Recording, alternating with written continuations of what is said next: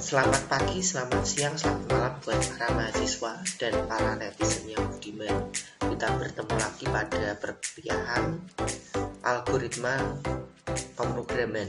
Ya, pada pertemuan yang pertama ini saya akan menjelaskan tentang pendahuluan. Kontennya nanti di sini ada kontrak kuliah, apa itu komputasi, review dasar pemrograman, dan pengenalan Python. Nah, untuk pertemuan yang pertama ini ya, untuk kontrak kuliah ya, di sini Anda bisa lihat nanti penilaian saya ambil dari UAS, UTS dan tugas, di mana UTS dan UAS itu 30% serta tugas itu 40%. Ya, jadi dilihat persensi tugas itu cukup besar, jadi diperhatikan. Saya melihatnya adalah pada proses ya, bukan hanya pada satu atau dua ujian saja, tapi pada proses ini sangat diperhatikan. Lalu tugas di sini termasuk dalam presensi ya, tentunya nanti biasanya kalau saya menggunakan kuis untuk membuat presensi, jadi nanti harapannya setiap pertemuan akan ada kuis yang setidaknya untuk membahas hal-hal yang ada di dalam pertemuan tersebut, ya, materi yang ada di dalam pertemuan tersebut. Nah, saya ingatkan pada kalian bahwa karena di sini adalah mata kuliah algoritma dan pemrograman, ya, Anda harus diwajibkan untuk sering berlatih, ya. Jadi karena pemrograman itu harus sering berlatih ya. Di sini nanti akan ada problem solving, terus dari problem solving itu akan meningkatkan skill pemrograman otomatis ya, tidak perlu kalian hafalkan sintak-sintak ya, nanti auto hafal kalau kalian sering melakukan berlatih untuk melakukan problem solving di sini ya. Otomatis meningkatkan skill pemrograman, dan pastinya konsep pengetahuan ini saling berkaitan satu sama lain. Dengan berlatih kalian bisa meningkatkan ketiga bagian ini. Nah, tujuan pembelajaran ya dari Alpro ini, setelah mengikuti mata kuliah ini mahasiswa dapat menjelaskan, berdiskusi, dan menerapkan konsep algoritma secara umum dengan diikuti oleh teknik pemrograman dasar yang dibutuhkan untuk pemecahan masalah algoritmik sederhana. Ya, jadi tujuan pembelajaran kurang lebih seperti itu. Nah, sekarang saya akan sedikit mereview tentang apa itu program komputer. Nah, program komputer ya, ini dikatakan ya, Pablo Picasso mengatakan komputer itu useless ya, atau boleh dikatakan dia hanya bisa menjawab pertanyaan saja. Kira-kira pernyataan ini benar nggak sih? Ya, memang komputer itu hanya bisa melakukan pekerjaan kalau dia sudah diprogram ya. Walaupun saat ini komputer itu sudah mulai banyak perkembangan ya, sudah bisa belajar sendiri ya, bisa dikasih artificial intelligence, tapi tanpa Anda memberikan program, Anda memberikan pertanyaan, Anda memberikan perintah, komputer itu tidak bisa melakukan apapun. Pada dasarnya seperti itu. Nah, apa yang dilakukan komputer ya, khususnya dalam membuat program atau dalam menjalankan program, apa yang dilakukan komputer secara mendasar itu melakukan perhitungan ya. Jadi komputer itu menghitung. Saat ini komputer bisa menghitung banyak komputasi pastinya ya, bahkan dalam 1 detik bisa sampai miliaran kalkulasi yang dia bisa lakukan. Dia bisa mengingat hasil ya, menyimpan hasilnya dalam ukuran yang besar ya, bisa sampai bergiga-giga ya, bergiga-giga di sini hasilnya. Nah, perhitungan yang macam apa? Ya, perhitungan yang macam apa yang dilakukan oleh komputer? Nah, ini dibentuk dengan satu bahasa. Ya, bahasa ini disebut dengan bahasa pemrograman yang tentunya dilakukan oleh orang yang disebut dengan programmer. Jadi komputer itu hanya tahu apa yang kalian perintahkan kepadanya. Ya, di sini Anda akan belajar jadi programmer tentunya ya, karena kuliah di jurusan komputer. Nah, di sini ada beberapa programmer yang terkenal ya, dari Bill Gates ya, terus ada James Gosling ya, dan seterusnya ya, sampai dengan John McCarthy ya, LISP di sini ya. Jadi di sini ada banyak programmer yang terkenal, yang mungkin paling terkenal ada Bill Gates, Steve ya, lalu ada Mark, ada Lawrence ya di sini yang cukup terkenal. Ya, di sini mungkin Anda tahu dari sejarahnya dari masing-masing programmer ini ya. Tentunya akan memberikan inspirasi untuk kalian. Nah, setelah Anda tahu tentang program ya, jadi program, bahasa pemrograman, lalu programmer ya yang membuat program. Lalu di sini juga ada paradigma. Paradigma adalah sudut pandang ya, sudut pandang pemrograman. Paradigma pemrograman ya di sini digunakan untuk menyelesaikan persoalan dengan program ya. Jadi berdasarkan sudut pandangnya. Ada banyak paradigma, di sini ada fungsional ya, yang kedua ada prosedural, lalu ada deklaratif, event driven, object oriented, relational, concurrent, real time. Nah, yang paling terkenal itu adalah fungsional, prosedural, dan object oriented. Ya, yang paling populer. Prosedural tentunya sudah kalian pelajari waktu Daspro kemarin ya. Nanti object oriented pada semester 4 ya, di mata kuliah object oriented programming. Nah, lalu di sini juga ada area pemrograman, yaitu secara tekstual ya, tekstual. Jadi yang kalian lakukan semester 1 itu masih tekstual, saat ini juga tekstual. Nanti ada juga pemrograman yang secara visual. Ya, visual berarti hasilnya sudah bisa dilihat ya, secara visual. Nah, lalu ada desktop, ada internet, ada mobile di sini areanya. Ya, mungkin di sini kita masih banyak berkecimpung di desktop. Ya, desktop. Pemrograman desktop, pemrograman yang di hasilnya itu dilakukan di komputer ya, komputer desktop. Kalau mobile ya berarti komputer mobile atau mungkin smartphone. Kalau internet ya berbasis web. Lalu ada client server dan entire ya, area pemrograman. Client server ya, pemrograman chatting itu misalnya kan client server ya. Lalu ada online, ada batch, ada mini batch. Dan lingkungan pemrograman ya di sini ya. Tadi yang perlu di-highlight sekarang lingkungannya, di sini kita bermain di textual programming dan realisasi programnya adalah source code. Kita membuat source code atau sumber ya, kode sumber ya.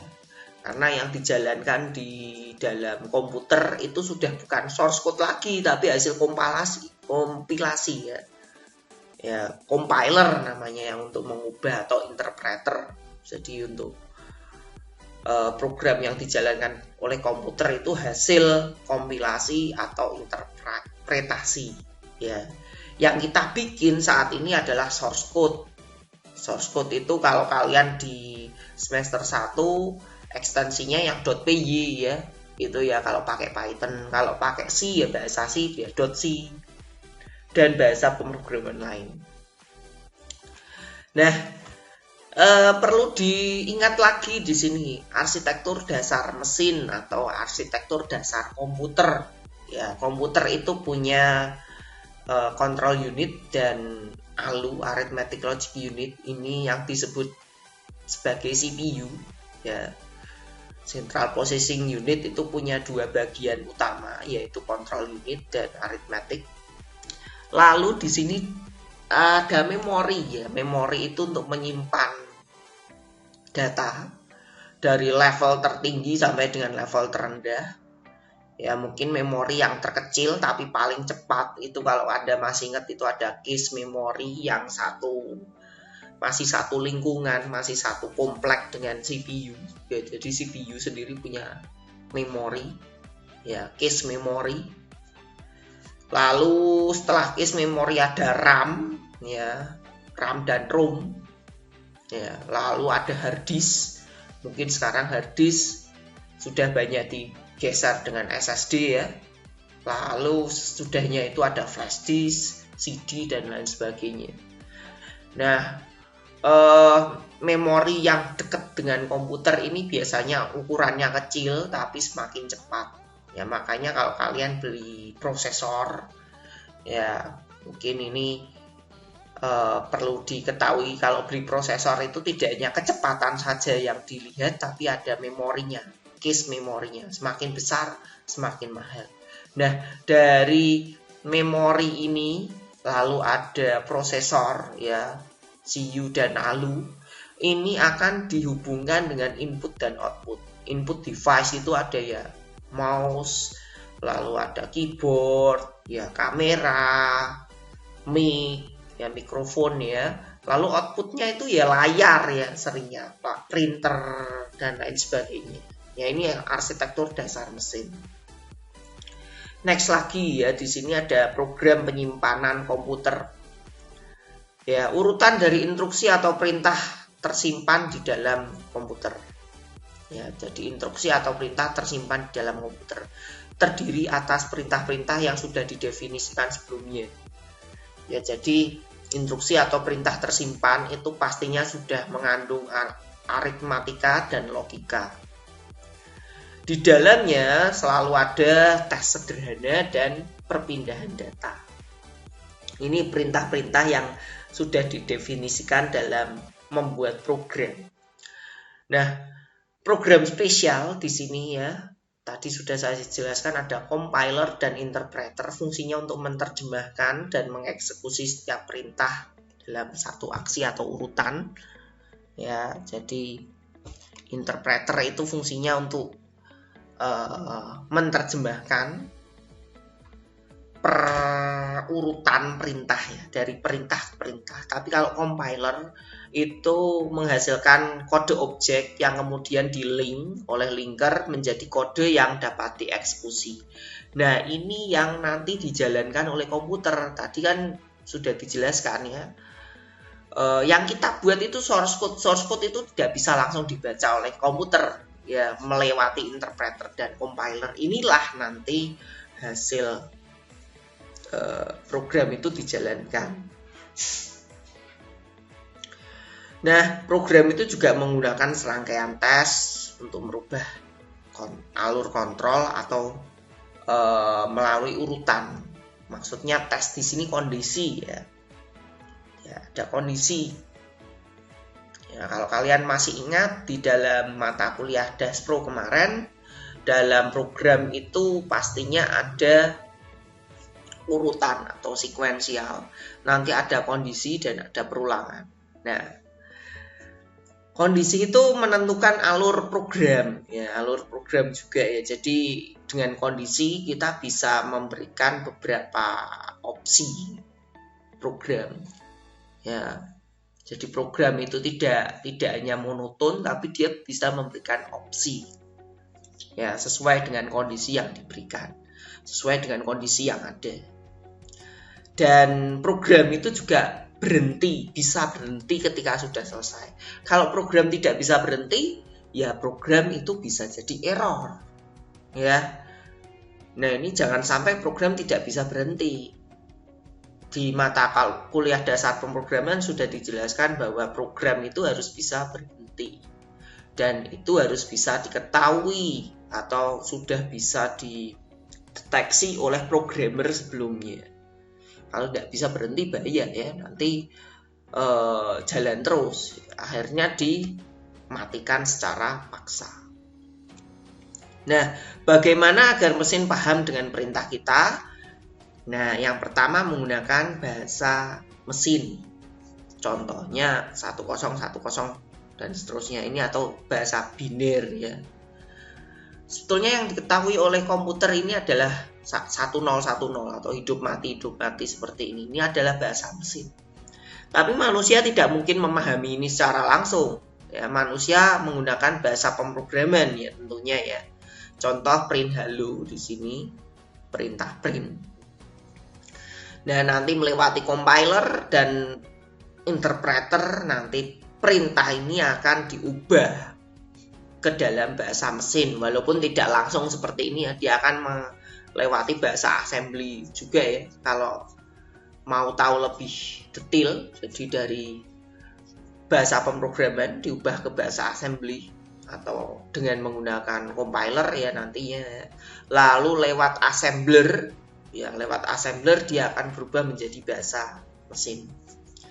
Nah, di sini ada macam-macam bahasa pemrograman yang sudah ada ya. Ada Fortran, COBOL, Lisp, Prolog, Pascal, Basic, C, C++, C#, Java, JavaScript, ya PHP, Visual C++, Python, R, B, dan seterusnya. Di sini yang akan kita bahas adalah bahasa Python. Bahasa Python itu adalah bahasa pemrograman yang sudah baru ya, termasuknya baru, dan banyak sekali metode atau fungsi-fungsi yang sudah ada built-in ya. Jadi sudah ada dalam Python, kita tinggal pakai ya. Dan masih ada banyak ribuan bahasa pemrograman di dunia ya. Nah, next di sini ya. Nanti Anda perlu juga mereview tentang dasar pemrograman. Ada tipe primitif ya atau skalar, tipe data ya, maksudnya di sini ada float, integer, boolean, char, string ya. Nanti kalau kalian misalnya masih lupa, kalian bisa cek di YouTube di sini ya. Ya, nanti bisa Anda cek juga di slide ya, slide-nya kan saya share di Kulino, jadi bisa langsung nge-link. Atau Anda bisa cek langsung di playlist dasar pemrograman yang sudah saya buat. Nah, lalu yang berikutnya ada variabel dan assignment. Ya, ini contoh. Ini notasi algoritmik ya. Jadi X sama dengan 10, A sama dengan X ya. Ini kalau diterjemahkan ke bahasa pemrograman. Lalu ada operasi dan ekspresi. Ini adalah operasi dan ekspresi. Ini contoh ekspresi ya. X itu contoh variabel, A variabel ya. Ini adalah contoh ekspresi, operasinya penambahan ya pakai tanda plus.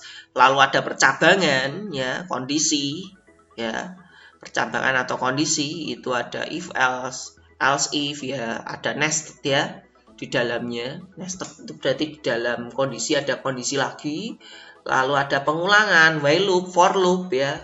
Lalu kalau nested berarti di dalam loop ada loop lagi. Lalu ada tipe non-scalar, array, dan list ya. Walaupun di dalam Python sendiri itu tidak ada array ya. By default tidak ada array, adanya list semua. Dan ada juga problem solving, kalian bisa cek di contoh praktikum. Ya, kalian bisa review ya, lihat lagi kalau kalian lupa agar nanti bisa lanjut ke mata kuliah algoritma dan pemrograman dengan lebih lancar. Nah, yang berikutnya adalah kesalahan pemrograman. Jadi dalam memprogram itu ada beberapa macam kesalahan. Yang pertama adalah error sintaksis. Error sintaksis itu sangat biasa bagi pemula, mudah dicari dan diperbaiki. Kenapa? Karena compiler atau interpreter itu akan memberikan ini loh errornya di line sekian ya, itu adalah sintaksis. Walaupun kadang compiler atau interpreter itu bisa jadi memberikan petunjuknya itu selisih satu line ya. Kalau kalian masih sering coding ya, masih ingat dan sering coding, biasanya yang ditunjukkan misalnya di line 20, bisa jadi dia di line 21 atau 19. Ya, bisa juga dicek di situ ya. Itu error sintaksis. Itu yang bisa dicek oleh compiler. Jadi ini error yang paling mudah ya, karena bisa dicek oleh compiler.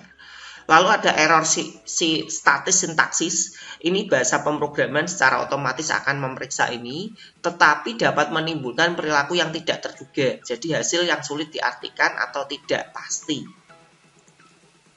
Ya. Maksudnya di sini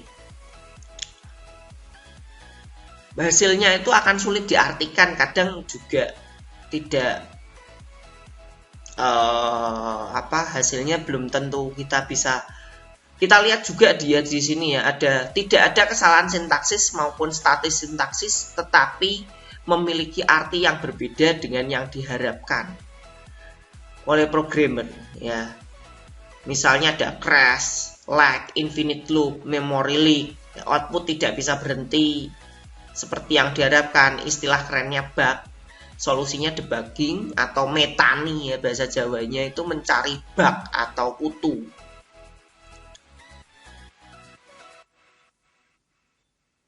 Nah, ini biasanya error-error seperti ini adalah error logika juga ya.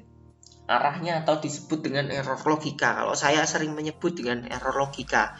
Error logika itu biasanya tidak error sintak. Sintaknya itu tidak error, tapi hasilnya itu tidak sesuai dengan apa yang diharapkan. Jadi logikanya salah. Ya. Biasanya kalau melakukan debugging secara manual, perintah yang paling sering digunakan adalah perintah print. Jadi misalnya kalau masuk percabangan, apakah dia masuk percabangan kondisi ya, percabangan atau kondisi, masuk kondisi if, apakah dia sudah masuk kondisi ini, kita cek dengan perintah print sesuatu aja di situ ya. Ini adalah perintah debugging manual yang paling sederhana. Ya, walaupun sederhana tapi ini banyak manfaatnya ya pastinya. Nah, ini banyak hal yang digunakan untuk mengecek kesalahan. Dan ingat lagi, jadi error sintaksis itu bukan error yang paling susah. Dan kalau error sintaksis juga kadangkala errornya itu banyak ya. Line code-nya banyak sekali yang error. Nah, kadangkala ketika ada compiler mendeteksi banyaknya error di satu line code, bisa jadi errornya itu cuma di satu atau dua bagian saja, di bagian awal atau bagian akhir, seringnya seperti itu. Ya, itu yang tentang error sintaksis. Jadi walaupun kelihatan ngeri bagi pemula, tapi saya kira kalau kalian sudah sering ngoding, error sintaksis ini adalah error yang paling sederhana. Sedangkan yang paling susah adalah ketika ada error logika. Ya. Nah, lanjut ya. Saya lanjutkan algoritma ya, tentang algoritma. Apa itu algoritma? Ya. Dan algoritma itu di sini perlu kita bahas adalah langkah-langkah untuk menyelesaikan masalah dengan perintah-perintah step by step yang sudah terdefinisi dengan jelas ya. Jadi itu adalah sebuah algoritma, dan resep algoritma ya. Jadi resep memprogram itu adalah algoritma sendiri. Jadi resepnya agar kita bisa membuat program dengan baik adalah urutan dari langkah-langkah sederhana itu harus sesuai, dan aliran proses kontrol kondisi ini menentukan kapan masing-masing langkah dieksekusi, dan tersedia sarana untuk menentukan kapan kita harus berhenti. Ya, ini adalah resep algoritma. Ya, resep memprogram. Jadi sebetulnya program itu sederhana ya, hanya sekuensial, urutan, kondisi, dan kapan dia harus berhenti. Biasanya kondisi itu nanti include di dalam looping itu include di dalam kondisi. Ya, 1 tambah 2 tambah 3 itu algoritma ya. Jadi contoh algoritma yang paling sederhana. Secara formal adalah daftar instruksi yang terbatas dan mendeskripsikan satu komputasi yang ketika dijalankan pada set input akan diproses melalui set kejadian yang terdefinisi dengan baik dan akhirnya menghasilkan output. Ini adalah algoritma. Jadi 1 tambah 2 tambah 3 ini adalah input, ya kan? Atau input ini disebut sebuah ekspresi algoritma. Nanti dia akan menghasilkan output 1 tambah 2 tambah 3 jadinya 6. Ya. Ini salah satu gambar ahli matematika ya. Muhammad bin Musa al-Warisi ya, algebra ya, dia juga menjelaskan tentang algoritma di dalamnya. Lalu algoritma di sini juga disebut sebagai abstraksi matematis dari program komputer. Prosedur komputasional untuk memecahkan masalah. Ya, jadi program itu ada hubungannya dengan algoritma. Ya, jadi program itu dibentuk dari algoritma. Programming language itu bisa diubah menjadi pseudocode, ya, pseudocode atau notasi algoritmik ya, seringnya disebut dengan itu ya. Lalu komputer itu adalah model dari komputasi. Jadi ini programming language ini saling berhubungan ya. Lalu di dalam program lalu dia akan berhubungan juga dengan komputer. Nah, di sini Albert Einstein mengatakan logik akan mendapatkan from A to B ya, dan imagination will take you everywhere ya. Nah, bisa dilihat di sini algoritma pemrograman itu tidak hanya sekedar membuat kode-kode perintah. Belajar pemrograman itu bukan belajar bahasa pemrograman. Nah, pemrograman sendiri itu sains atau art sih? Ada yang menyebutnya sains, ada yang menyebutnya art, ada yang menyebutnya keduanya. Yang paling tepat apa? Sains ya. Pemrograman itu sebetulnya ilmu. Ya, ilmu pengetahuan. Tapi di dalamnya juga mengandung seni. Ya. Seni memprogram, tapi yang pasti ya, pemrograman itu adalah sains, berawal dari sebuah ilmu pengetahuan. Nah, kegiatan memprogram yang pertama pastinya utak-atik mencari solusi permasalahan, menganalisis, membuat spesifikasi, menulis kode, mengeksekusi kode, membaca program, dan menganalisis kompleksitas. Ini adalah proses memprogram yang utak-atik. Biasanya pemrograman awal itu utak-atik, mencari solusi, menganalisis, membuat spesifikasi dan menulis kode, mengeksekusi kode, membaca program, dan menganalisis kompleksitas. Nah, ini yang mungkin belum banyak dilakukan ya, menganalisis kompleksitas. Berdasarkan skala ya, skala pemrograman. Kalau skala rendah yang paling sederhana itu 1-2 file, sedang itu 100-200 file, dan besar itu lebih dari 200 file. Di sini kalian sudah memprogram sampai berapa file? Saya kira kalian hanya memprogram di skala sedang atau rendah mungkin ya. Karena sedang itu 100-200 file. Ya. Skala rendah itu 1-2 file. Kalau berarti kurang dari 100 masuknya ya lebih ke rendah ya. Cenderung rendah ke sedang. Ya, rendah ke sedang yang Anda pelajari. Dan kompleksitas itu adalah kekompleksan dari satu pemrograman berkaitan dengan pembuatan kode program yang efektif dan efisien. Jadi satu program sama-sama menghitung 1+2 bisa jadi dia itu muter-muter. Program itu muter-muter, kompleks ya, membuat prosesnya lama. Tapi ada juga yang bisa langsung efektif dan efisien. Nah, ini tergantung dari programmernya. Nah, yang berikutnya di sini adalah notasi algoritmik ya. Tadi notasi algoritmik bahasa Inggrisnya mungkin pseudocode ya.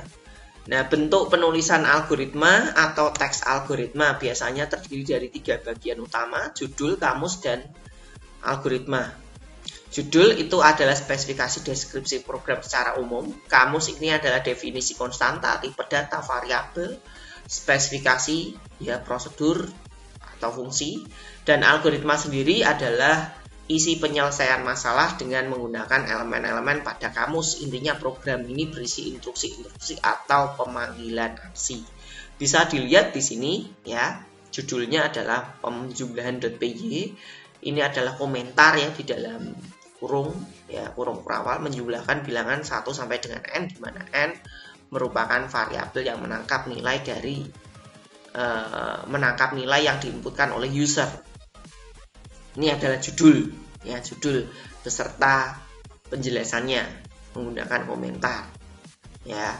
Ini bisa ditulis menggunakan komentar. Lalu kamus ya, kamusnya ini adalah sum sama dengan 0, i sama dengan 1. Jadi ada dua variabel di sini, variabel sum, variabel i.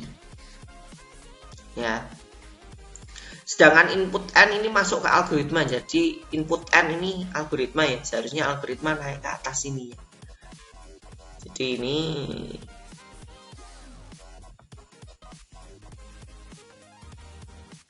nggak perlu ya. Ini ya, jadi algoritma input n ini masuknya algoritma. Lalu i transversal, i sama dengan n, berarti ini membuat apa? Looping ya, for. Ya, for. Di dalamnya ada output atau mencetak. Lalu di sini ada penjumlahan sum sama dengan sum plus i. Lalu di sini ada output sum. Ya, ini untuk mencetak penjumlahan dari 1 sampai dengan n. N merupakan variabel yang ditangkap oleh user.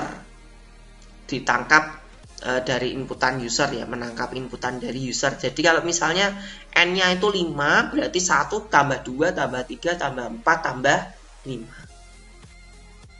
Ya. Ini nanti bisa dicoba diterjemahkan. Ini hasil implementasinya di Python. Ya.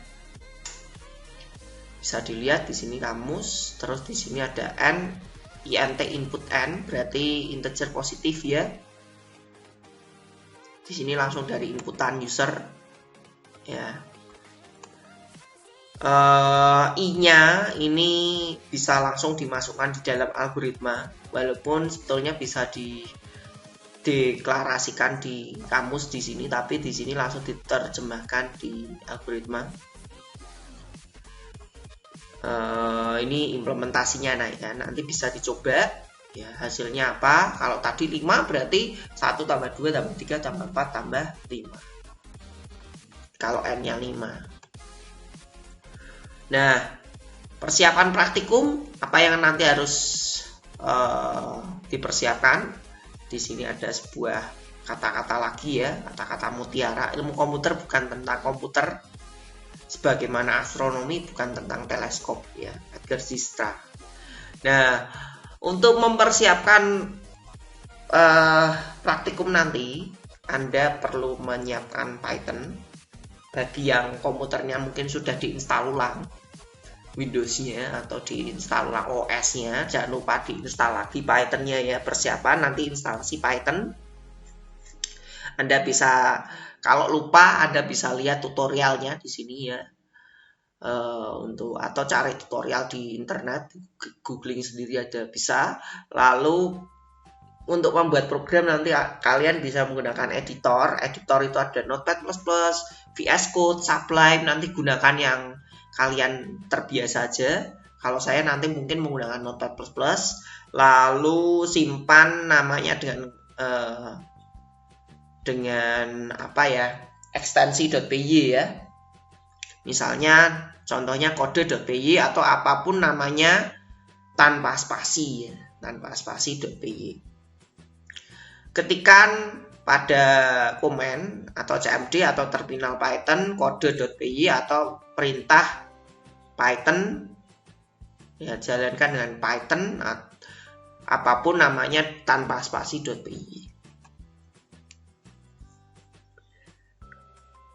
Nah, di sini program Python ini adalah urutan definisi dan perintah yang ditulis oleh programmer, dievaluasi dan dieksekusi oleh Python interpreter dan diubah menjadi bytecode. Mesin akhirnya akan mengerti perintah yang ditulis oleh programmer. Ini adalah program Python. Nah, nanti untuk praktikum ya, untuk praktikum perhatikan saat melakukan praktikum di lab nanti ya, kalau kita diberikan kesempatan untuk offline, lab itu bukan tempat untuk benar-benar melakukan pemrograman ya. Jadi lab itu untuk melakukan pemrograman secara beneran ya, bukan cuma teori. Lalu silahkan bereksperimen dan tentunya mengikuti aturan yang berlaku. Lakukan membuat program dengan semangat yang tinggi. Jika tidak tahu, tanyakan pada asisten atau teman. Nah, ini perlu digarisbawahi ya, punya rasa ingin tahu. Kalau tidak tahu, tanya. Karena kalau tidak tahu sesat di jalan ya. Meskipun demikian, jangan sering mengandalkan teman. Kita harus berusaha. Tempat untuk berekspresi menyalurkan ilmu pengetahuan dalam bentuk teknis pemrograman. Ini saat praktikum. Nah, tugas kalian ya nanti untuk mata kuliah Alpro ini, agar nanti biasanya kalau kalian habis libur lama biasanya lupa ya, banyak lupanya, pelajari ulang ya materi Dashpro. Anda bisa cek di link ini. Jika ada yang merasa perlu dibahas ulang, bisa dituliskan di forum Kulino nanti. Mungkin kurang lebih seperti itu. Terima kasih dan selamat belajar.